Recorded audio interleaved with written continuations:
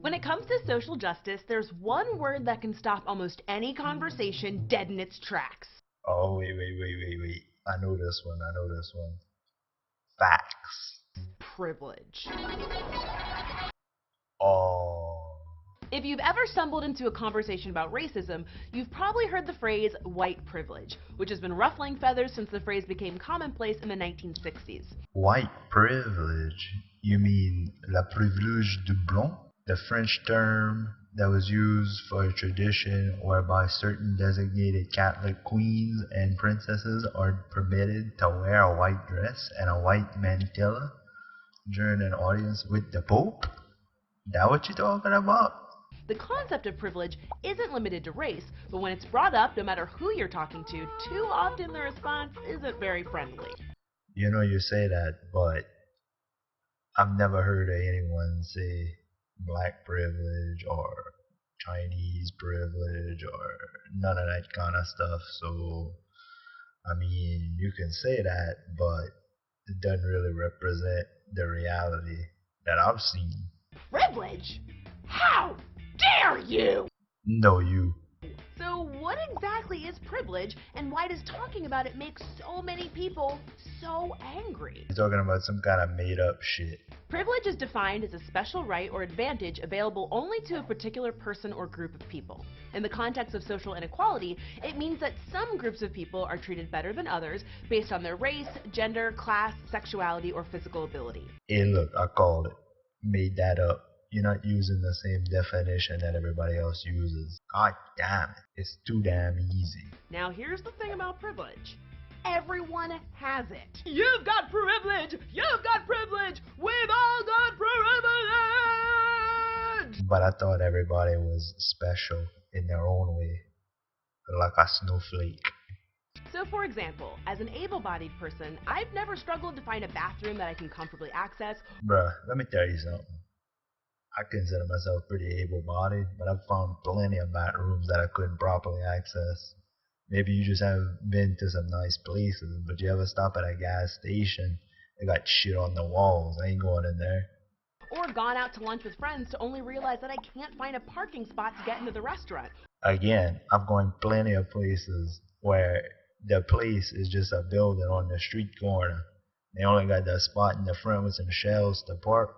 Ain't got no place to park. Maybe when you go to try to go to the Walmart, sometimes you gotta park across the damn street. Or even fit through the door. Yeah, I'm a pretty big dude, but you know, if you can't fit through the door, you might need to do some weights or something, you know, or turn sideways. I've done that once or twice. When I turn on my favorite show, I can watch and enjoy with ease because I don't require captions or descriptive narration, which too many shows don't have. You know, that's right. I agree with that one. I like to watch TV with the captions on too. And freaking Comedy Central, bruh, terrible captions. Fucking terrible. So why does talking about privilege make some people angry? Is that a serious question that you're just asking there? I think there are a number of reasons why privilege can be difficult to talk about. Oh yeah? She's serious, Noob. Number one, when people hear the word privilege, it feels like they're being blamed. You don't say. When we use privilege in everyday conversations, we hear phrases like, X is a privilege, not a right. Hey, look, there you go. Looks like you knew the real definition after all. Sure, check you out. So the vocabulary makes it seem like it's something that you don't deserve. Combine that with the fact that conversations about social inequality tend to be very passionate, it's easy to understand why someone might be upset when check your privilege comes up. No one wants to be the bad guy. I disagree. I'm real bad, dude. Bad to the bone. And for some people, the concept of privilege feels like they're being blamed for something that's out of their control.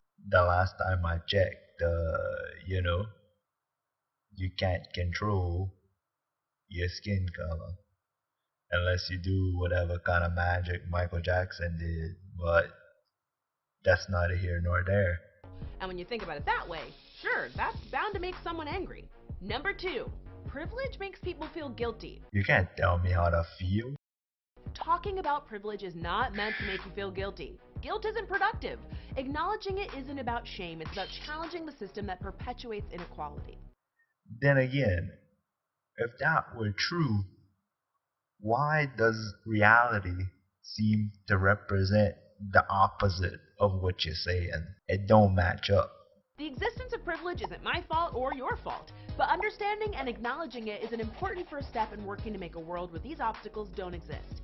However, ignoring the problem or refusing to acknowledge the problem exists just allows it to continue and thrive. I'm not sure anybody has a problem except for you. Number 3. Anger is a defense mechanism. For some people, talking about privilege feels like they're being attacked, or worse yet, that their privilege is going to be taken away. But according to you, your privilege had to do with your skin color, your gender, whatever, stuff like that. How could people take that away from you? I guess they could mutilate you or something like that, but maybe they could take your skin. I don't know what you're implying there. I'm kind of frightened now. Number 4. They just don't understand privilege. The thing about privilege is it's kind of hard to see. So it's really hard to see. It's almost like it's not even there. It's like it's almost all in your mind. It's like when a horse has those blinders on. They can see what's in front of them, but there's a whole bunch of stuff in the peripheral that they can't see. As wonderful as it would be for everyone to be treated fairly and equal no matter who they are, that's just not the world we live in. That's pretty good. That's true. I don't know what all of this is gonna do to solve that, but hey, whatever you gotta do to think you're doing something, I guess. Privilege doesn't mean you're rich, a bad person, have had everything handed to you, or have never had challenges or struggles. Actually, if you go back to the definition, I don't want to be a stickler for this kind of thing, but it's the third bullet point. That's exactly what it means. So, I think it's pretty understandable that that's why people would think when you're calling them that you're calling them spoiled and rich and wealthy. Like, can you see that? Can you see that with your brain? It just means that there are some challenges and struggles that you won't experience because of who you are. So when you've lived your whole life with something, it's hard to understand what it's like for those without. Again, that's true, but I don't really understand why I should care. Is it just me, or is anybody else? Why should I care about that? Because sure, one person will have advantages over another. This is old news. This is elementary school. I can't run fast. Somebody who can run fast can run faster than me. If there's a situation where you need to run from something, I'm not gonna make it. But in another situation, you need somebody to do some math. Well, look, I'm right there for you. I can do some math for you, right there with the best of them. People just naturally, over time, they get better at some things and other things. There's some people are born, with some better skills than others. It just seems like, I don't want to say back in the day, because I'm talking maybe like 10 years ago. Used to be people were proud of things that they were good at. It's like, oh yeah, I can do that. I can do that better than you. I got this advantage over you. Screw you. I'm gonna do what I gotta do, and that's it. But now, oh man, all these people that got stuff that's better than me, I can't do nothing. Oh, poor bet. It's all a fucking pity party. God damn. Grow the fuck up, son of a bitch.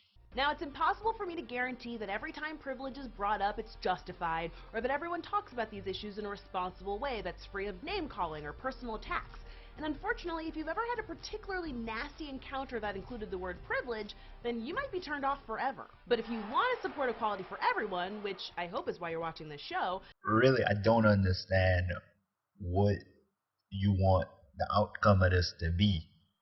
Do you want everybody to just be the same, on the same exact playing field? Because listen, I don't want that. I don't want everybody to be the same. I want some people to be better at some things than other things.